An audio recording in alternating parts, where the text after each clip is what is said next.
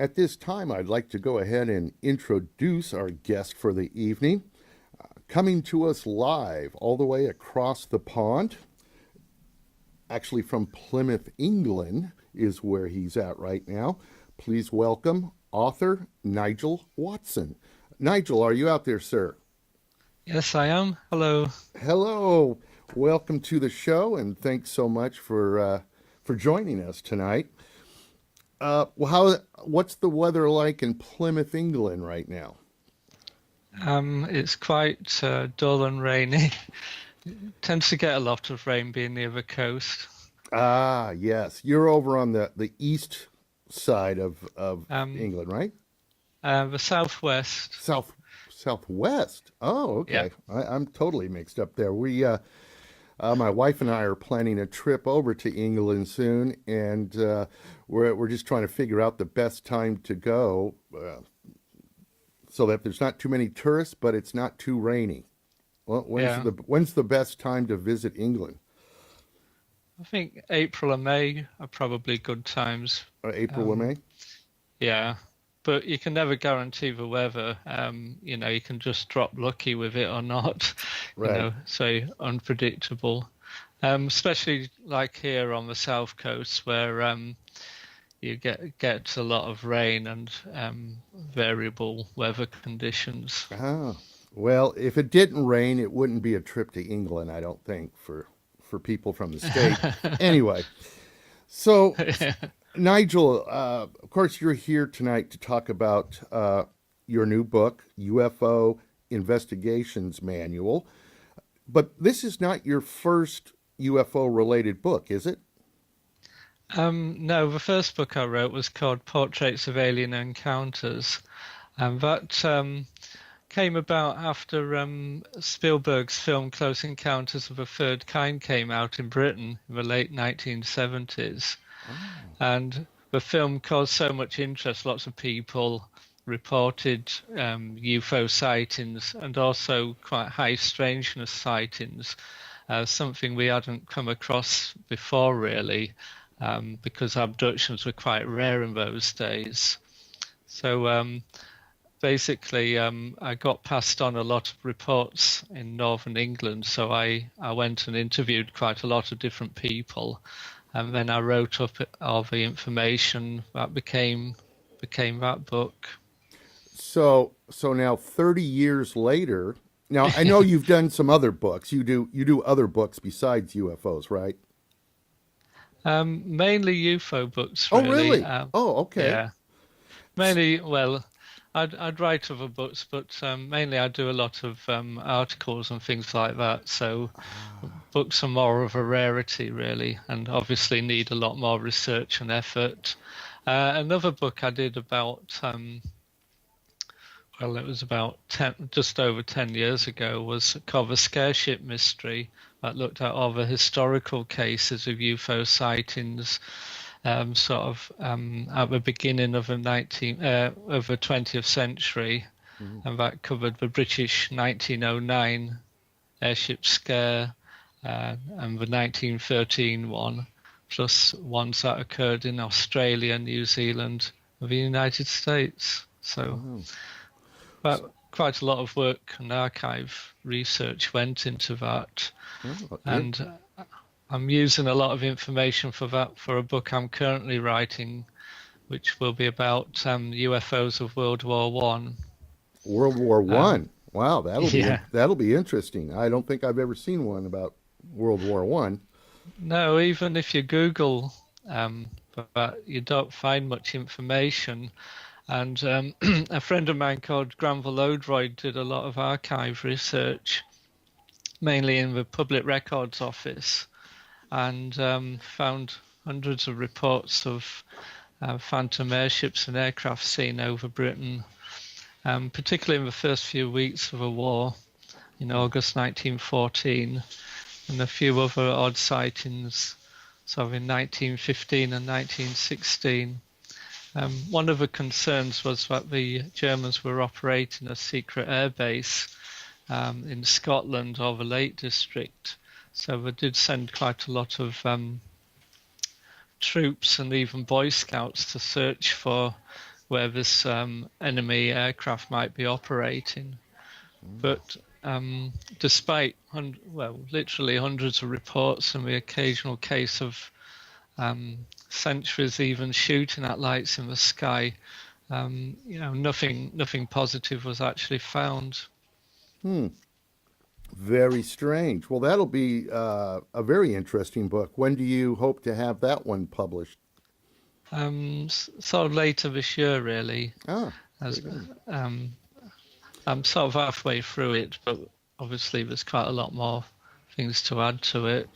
Excellent. But I think as well, it's sort of interesting in the context of the UFOs really of today.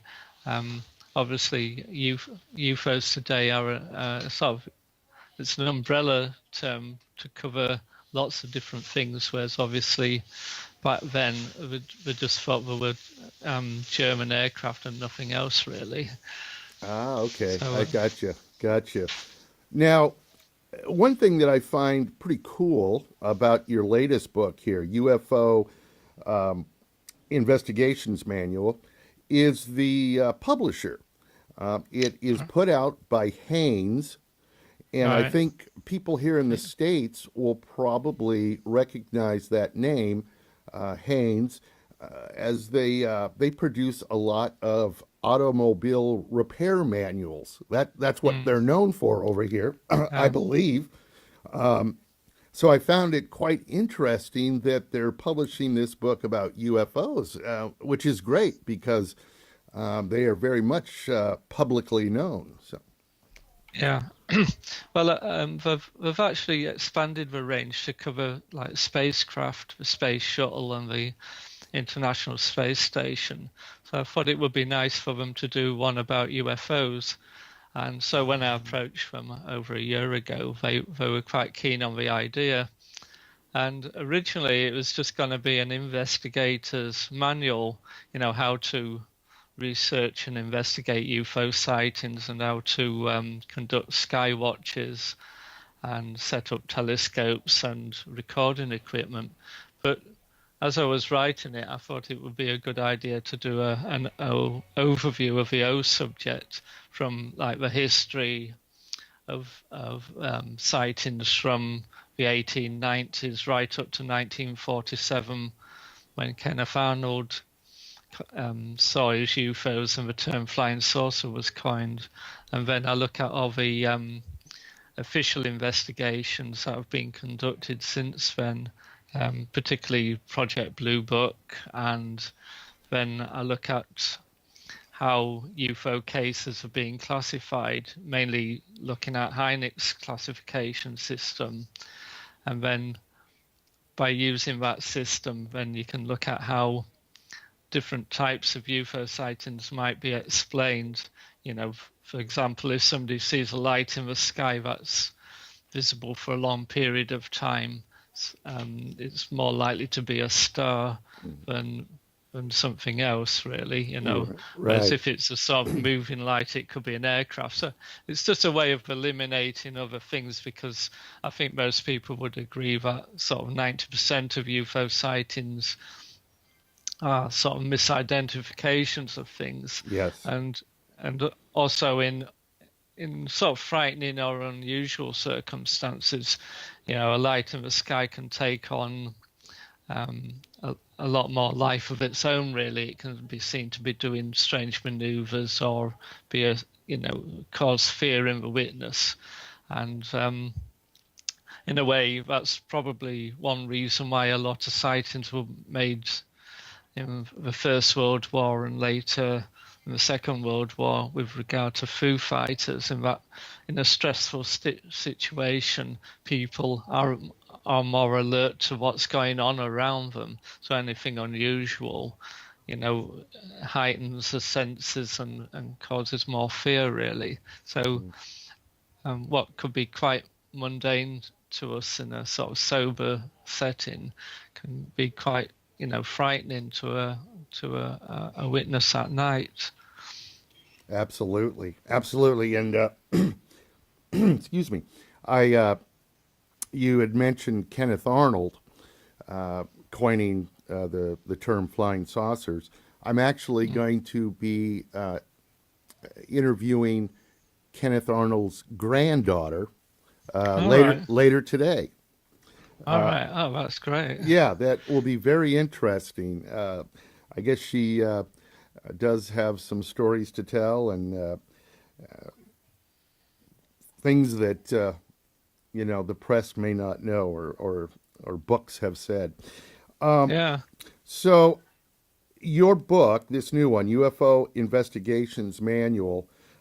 So it's not really so much an investigations manual about how to investigate UFOs. Mm. Mm. Is there a chapter on best practices, or is this more of just a historical look at I've UFOs?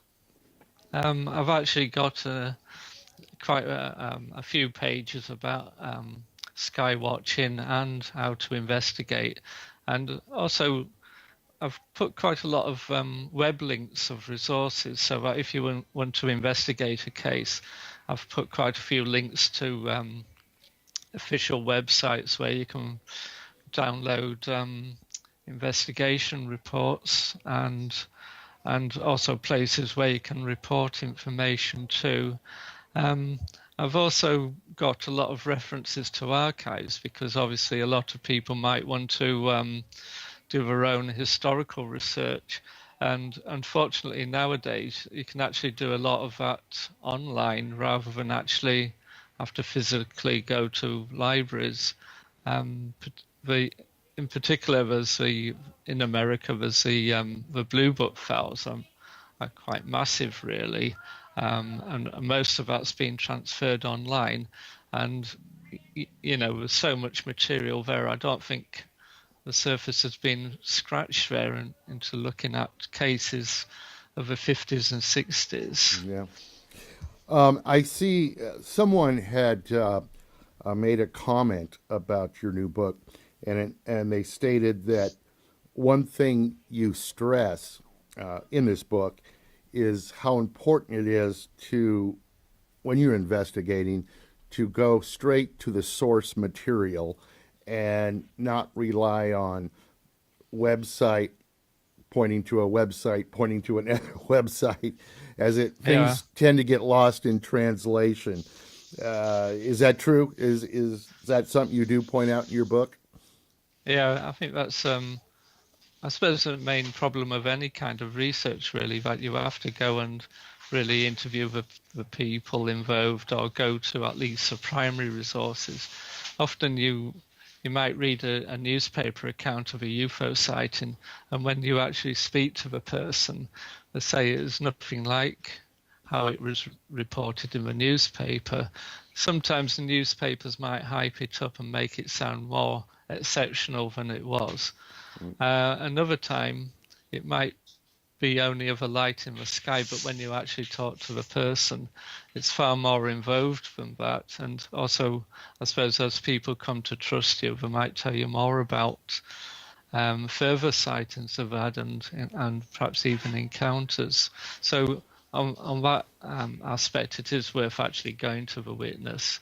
And also, like with historical research, it's better to look at documents of that period because often if you look in quite a few UFO books, there are historical cases, but they've been reported like 30 or 40 years later. And often, they can be distorted through people's memory of a sighting, or it could be just an outright hoax, really. Right. Yeah. Uh, one thing I wanted to ask you, number one, have you ever had a UFO sighting yourself? Quite a lot of people ask me that question, and it's sort of yes and no. I have seen lights in the sky and unusual things in the sky, but afterwards I've either thought, well, there could be several different explanations for it. One particularly good sighting I had was when I went to Warminster once several years ago, and we were driving along and we saw these bright lights in the distance, and we stopped the car and got out, and it seemed to be like a huge flying saucer in the distance with several lights along its disc. And as we were watching it, it came closer and closer, and then we could hear the engines coming from it, and we realised it was one of these advertising blimps, which was just slowly flying over the countryside. But Ah, if we just drove past or not stayed long enough, we'd have been convinced it was a sort of, a flying saucer of a, third kind almost, something straight out of a film. wow. So, Yeah, and the fact that you were in Warminster, you know, I'm sure you were, thinking that you might see something anyway, right? yeah, yeah, we'd especially gone on a sort of holiday there because that was one of the most important UFO hotspots of the 1960s, Right. in the world, really. Yes. I had a gentleman on that's done a book about Warminster, and very fascinating case. Very fascinating. Uh, so, what do you think in regards to another big case over there in England, the Rendlesham Forest case? Uh, um, what with is that case, your? I suppose. I'm sorry. Go ahead. Well, I suppose it's a British equivalent of Roswell. Um, and like with Roswell, there's lots of different versions of the story. And I think also the story has kind of escalated over the years. Like now there are more stories that there was an actual close encounter of a third kind, or even the transfer of binary codes to one of the witnesses. So um, from what was just originally a sort of light in the sky over an American Air Force base in Britain, it's kind of escalated more to a close encounter with an object of some kind.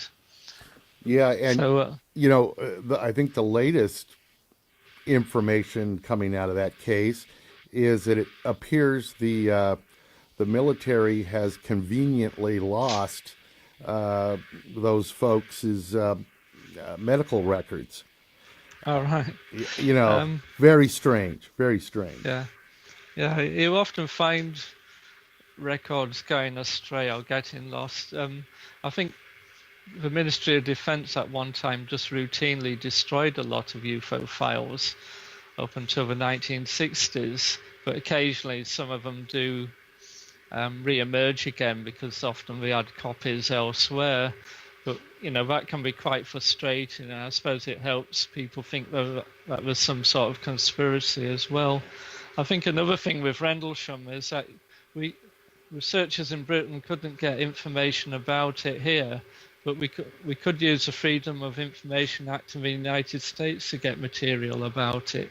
So until rules were relaxed in Britain, the main source of information was from the United States, which is quite frustrating, really, and ironic. But Yeah, I think it's one of these cases where it's going to be like Roswell, really, and that some people believe in it firmly that there was some sort of solid encounter with an object, and then you've got the other people who say it's just something that's got more complicated over the years, and it's just a combination of rumors and stories, really. So I don't think we're ever going to get a positive answer to it.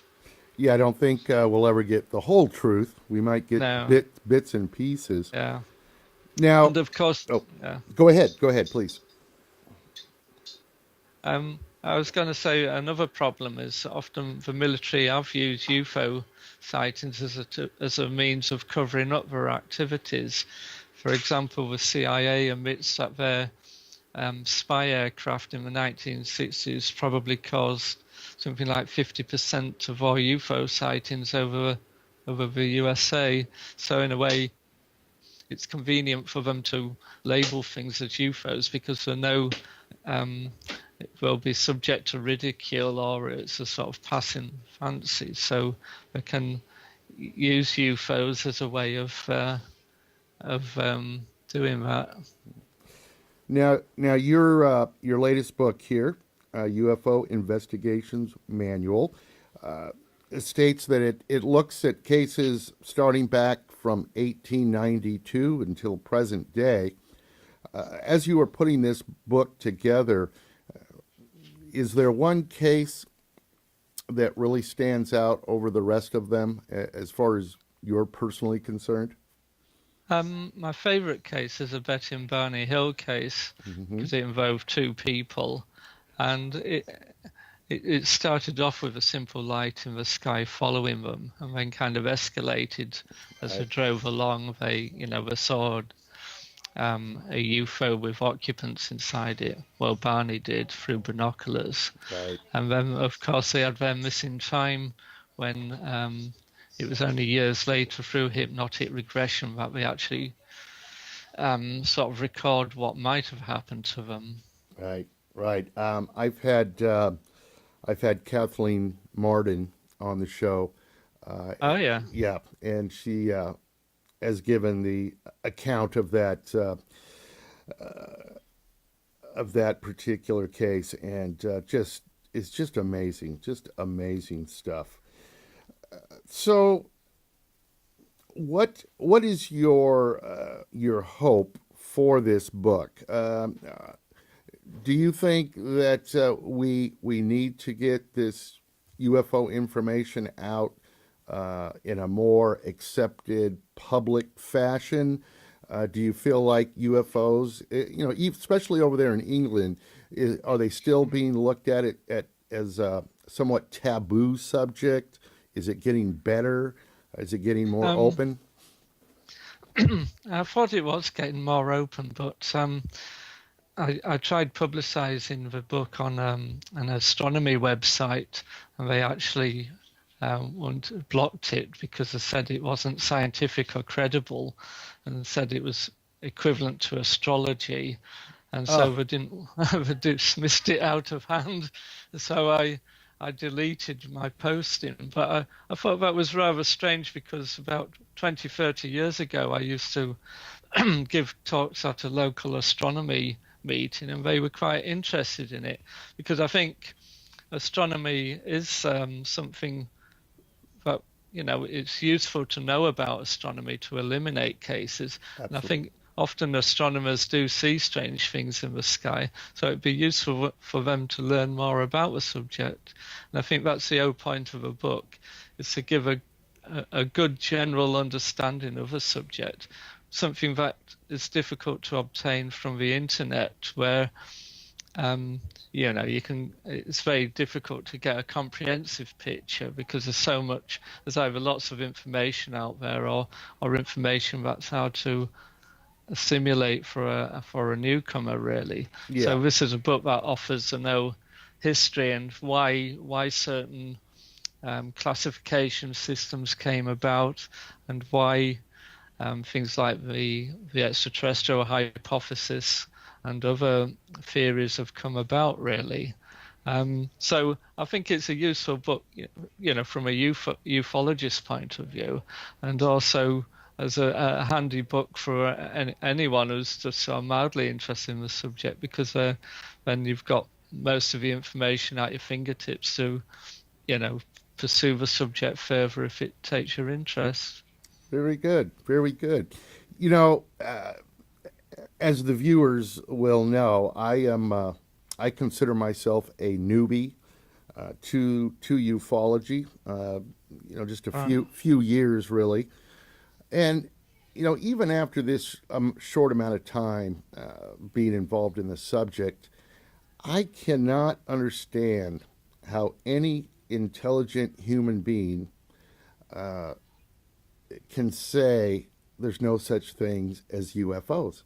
I just think Right. the evidence is overwhelming. Now that doesn't, answer the question: where are they from? Who are they? What's behind it? Mm. All that other stuff. But to simply say that UFOs don't exist and every sighting can be explained away, Mm. I don't see how people can say that. I just don't. No. I think there is a core of sightings that are worth exploring scientifically, but the whole subject's got lots of different avenues that can be of interest to, from everyone from, say, the psychologist or the sociological point of view of it, which can look at it whether it's true or not, right through to, it could be rare plasma phenomena or aspects of it. So I think there's so many things you can study, really. And I think just to dismiss the subject out of hand is usually as a result of ignorance. Yeah. So where can people purchase your book?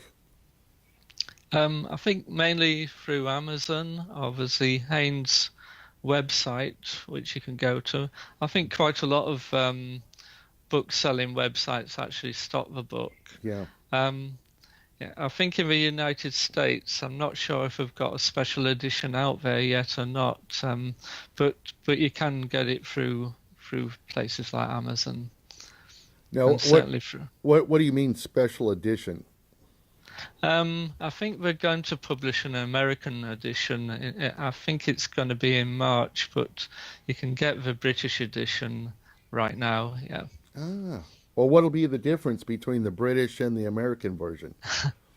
I think it's a case of just changing the spelling of things like color. Ah, okay. I hear you.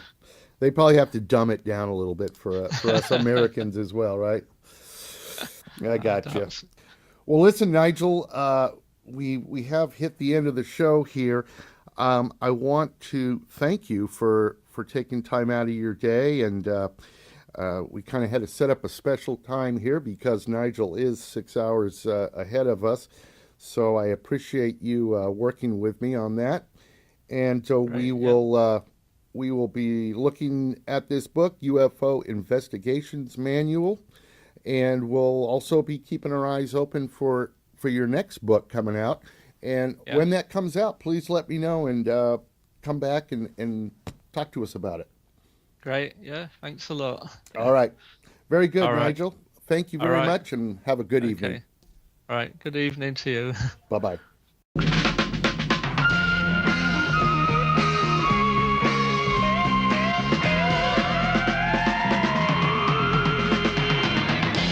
the door, you'll find the secret. To find the answer is to keep it. You'll believe it when you find something screaming across your mind. Green slime.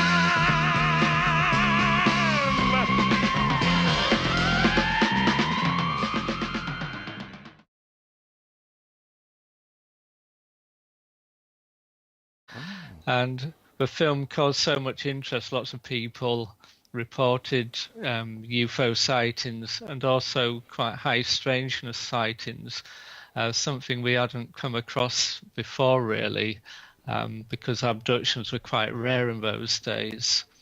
So basically, I got passed on a lot of reports in northern England, so I went and interviewed quite a lot of different people. And then I wrote up all the information that became that book. So now 30 years later, now I know you've done some other books. You do other books besides UFOs, right? Mainly UFO books, really. Oh, really? Okay. Yeah. Mainly, well, I'd write other books, but mainly I do a lot of articles and things like that. So books are more of a rarity, really, and obviously need a lot more research and effort. Another book I did about, it was about just over 10 years ago, was called The Scareship Mystery, that looked at all the historical cases of UFO sightings, at the beginning of the 20th century, and that covered the British 1909 airship scare and the 1913 one, plus ones that occurred in Australia, New Zealand, and the United States. So, quite a lot of work and archive research went into that, and I'm using a lot of information for that for a book I'm currently writing, which will be about UFOs or either whether you can just drop lucky with it or not. Right. So unpredictable. Especially like here on the south coast where you get a lot of rain and variable weather conditions. Ah, well, if it didn't rain, it wouldn't be a trip to England, I don't think, for people from the state. Anyway, so Nigel, of course, you're here tonight to talk about your new book, UFO Investigations Manual. But this is not your first UFO-related book, is it? No, the first book I wrote was called Portraits of Alien Encounters, and that came about after Spielberg's film Close Encounters of the Third Kind came out in Britain in the late 1970s. Hello, welcome to the show, and thanks so much for joining us tonight. What's the weather like in Plymouth, England, right now? It's quite dull and rainy. It tends to get a lot of rain being near the coast. Ah, yes, you're over on the east side of England, right? The southwest. Southwest. Oh, okay. Yeah. I'm totally mixed up there. My wife and I are planning a trip over to England soon, and we're just trying to figure out the best time to go, so that there's not too many tourists, but it's not too rainy. Well, when's the best time to visit England? I think April and May are probably good times. April or May? Yeah, but you can never guarantee.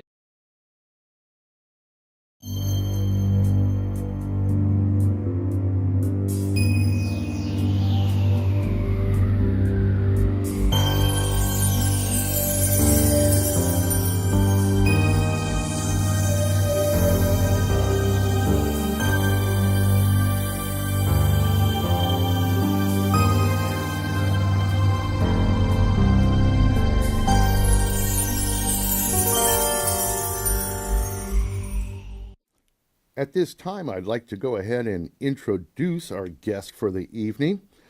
Coming to us live all the way across the pond, actually from Plymouth, England, is where he's at right now. Please welcome author Nigel Watson. Nigel, are you out there, sir? Yes, I am. Hello.